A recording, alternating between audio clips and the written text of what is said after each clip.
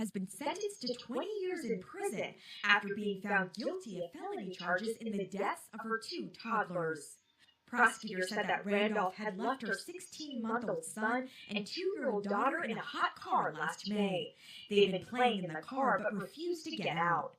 The court heard that Randolph went inside thinking her children would follow on their own, but they didn't. Randolph, meanwhile, watched TV, smoked marijuana, and took a nap. The mother had originally told investigators she had been folding laundry in her Texas home while the boy and his sister played on the back porch. After noticing the kids were missing, Randolph told officers she found them unresponsive in a locked car and broke a window to rescue them.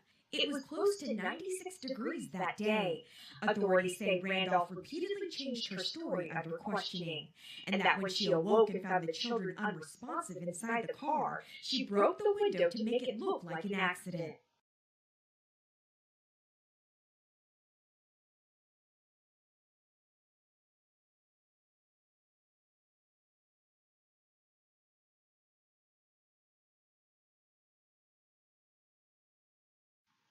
BBN Jack Frauds, what's up, party people?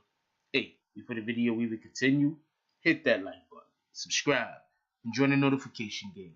Hashtag Bronx Boneless. Let's get it. Alright, so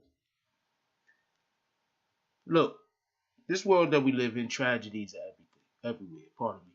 Just, we live in such a society where people always want to get the benefit of the doubt. But the benefit of the doubt is rarely given to others. Now, I read a little bit up on this story. And before we get to what this particular column says, I'm going to say, you can't, as an adult, decide that your children are as smart as you are. They are not. They're children. You understand? Now, just a little backstory. I have a daughter. When my daughter was about 5 years old, you know, her mother, very proud of her. She was a smart girl, little girl. She's intelligent now. Very proud of her. Used to always make references as to how she's as intelligent or as smart as an adult is.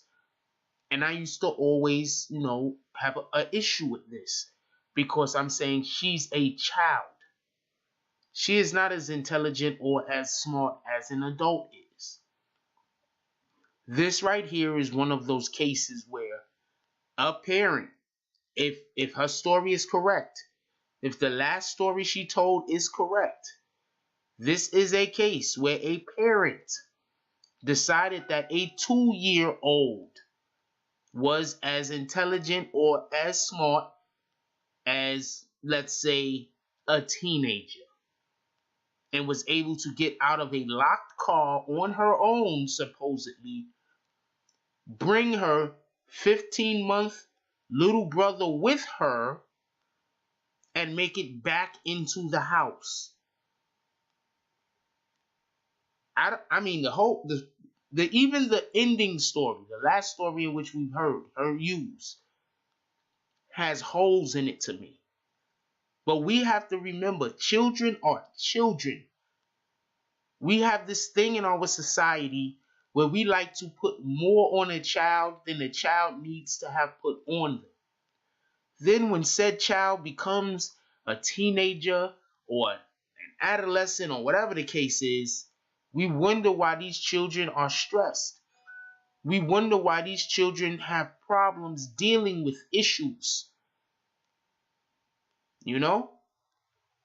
So let's get to the story real quick. A Texas woman whose 2 toddlers died in a hot car last year after she locked them inside to teach them a lesson was sentenced to 20 years in prison. Okay, first of all, how do you lock kids in a car to teach them a lesson? That just makes no sense. Okay? What kind of lesson can you possibly teach a 2-year-old by doing this? Cynthia Marie Randolph, 25, was found guilty of 2 counts of reckless injury to a child in the deaths last May of 2-year-old Juliet Ramirez and 16-month-old Cavanaugh Ramirez. Each count, a second-degree felony, carry with it a maximum sentence of 20 years in prison. Randolph will serve both sentences simultaneously. Basically, that means that she's only going to serve 20 years. If they were concurrently, she'd be serving them one after the other. I believe that's how it goes, but she's serving them simultaneously at the same time. So she's only going to serve 20 years. I guess at most. Randolph, unless she gets in trouble. Randolph told investigators that she had been angry with her children, whom she found playing inside of her car in a driveway on a hot day last May, and left them inside the vehicle assuming they could get out themselves. Like I said, children.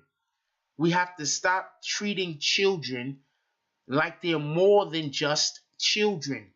When you have a child, you tell the child what the child is to do and what is not to do.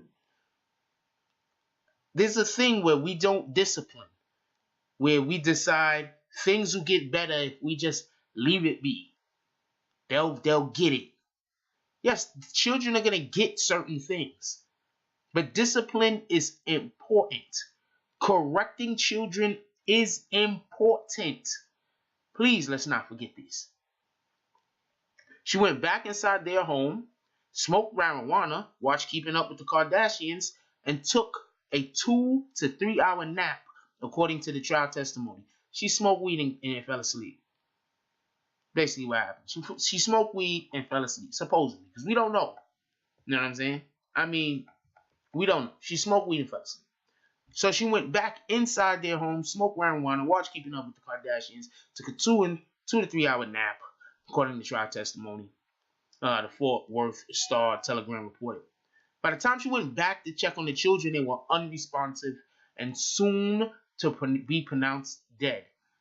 Their lives was taken from them before they even had a chance to start. Prosecutor Abby Plackey said Monday, according to CBS DFW. Now look, one weird thing I want to just say. This young lady's last name is Randolph. Her children's last name is Ramirez. I have not heard anything about the father so far in this story, so I'm going to assume that it's not a situation where they live together. Who lived with this woman?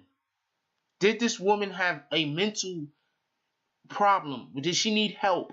Did she have a mental health issue? Did she need help?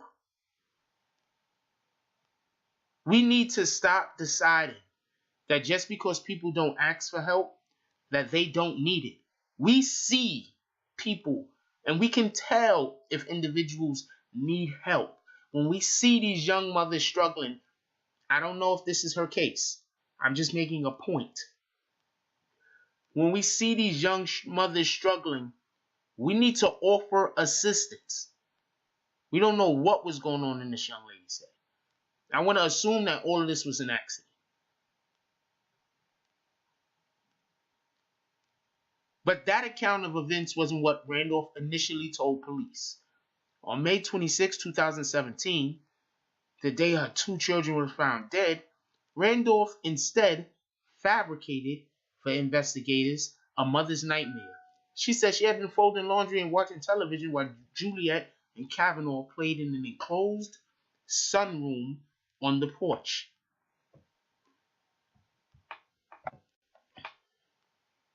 Randolph told police she went back to check on her children after about a half hour, but they were gone.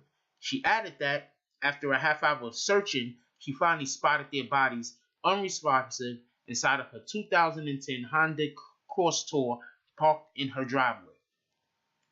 Look, I have tons of issues with this. If that's a SUV, I don't know how the 2-year-old got to the. I guess that's how her story falls apart. How does the 2-year-old get inside of the car?